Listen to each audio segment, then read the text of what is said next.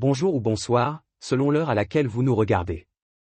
Je suis votre chroniqueur audio et animateur de podcast à l'ODJ Média.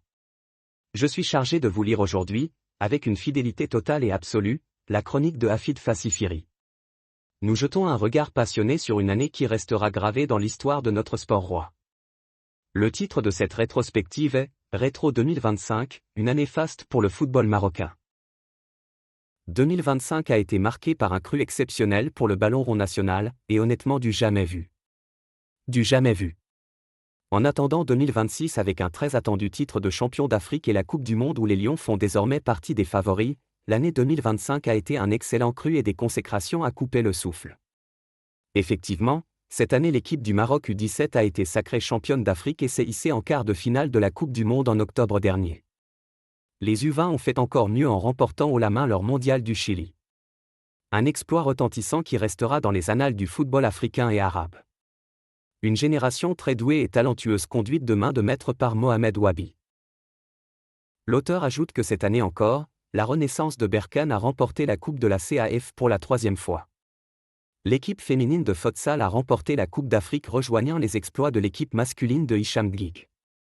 La semaine dernière l'équipe du Maroc a remporté haut la main également la Coupe arabe, dans une édition où la plupart des équipes ont joué avec leur équipe première excepté la Tunisie, l'Algérie et l'Égypte qui préparaient la CAN.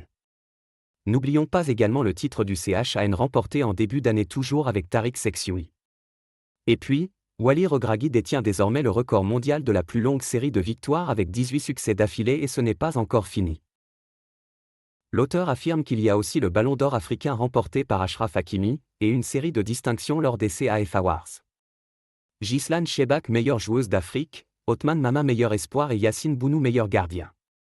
Et avec la nouvelle année qui arrive, toutes les conditions sont réunies pour, sauf catastrophe, un second titre de champion d'Afrique 50 ans après. Wally Regragui, Tariq Seksioui, Mohamed Wabi, Djamal Selami, Amouta et d'autres ont le vent en poupe. Ça plane pour les entraîneurs marocains. Cette année encore, les performances des entraîneurs nationaux ont contribué à les faire briller en haut de l'affiche et à récolter une reconnaissance internationale, là où cela n'avait pas toujours été le cas. L'auteur pense que Wally Regragui, Tariq Seksioui, Mohamed Wabi, Djamal Selami et Amouta et d'autres ont le vent en poupe ont contribué effectivement à donner aux cadres nationaux une valeur ajoutée incontestable avec des résultats toujours en hausse. Et le fait que l'équipe du Maroc soit considérée par les spécialistes et les observateurs comme l'un des favoris pour la Coupe du Monde 2026 est bien la preuve, s'il en fallait une, que le football marocain a connu un saut qualitatif exceptionnel qui le place parmi les puissances du ballon rond. Toutefois, prudence car le plus difficile sera de rester au sommet car pour cela, même des équipes comme le Brésil, l'Allemagne et l'Italie n'ont jamais réussi à le faire surtout après avoir été champions du monde. Merci à nos MRE. Mais restons positifs et regardons l'essentiel, merci à nos MRE qui contribuent à ces exploits avec des joueurs issus de l'immigration dans toutes les catégories des équipes nationales. L'auteur conclut ainsi, champion du monde U20, champions arabes, champions d'Afrique et du monde en 2026. Dans le tourbillon et l'euphorie de l'année folle vécue par le football marocain au niveau des équipes nationales, il y a malheureusement un scandale retentissant qui fait tache, l'affaire Bouchra Karboubi qui affirme avoir été poussé vers la démission. Pour le reste, si le football est devenu la vitrine par excellence du soft power et de la diplomatie du ballon rond made in Morocco, il reste encore un long chemin pour en faire une locomotive pour toutes les disciplines sportives et un modèle de développement pour l'inclusion socio-économique. Et il importe de réunir la volonté et de mobiliser les moyens afin de faire de l'Académie Mohamed Sy un exemple à suivre dans toutes les régions, vu le gisement incroyable de jeunes et le potentiel de talent. En attendant, il est essentiel d'estimer à sa juste valeur le chemin parcouru en étant bien conscient d'où l'on vient.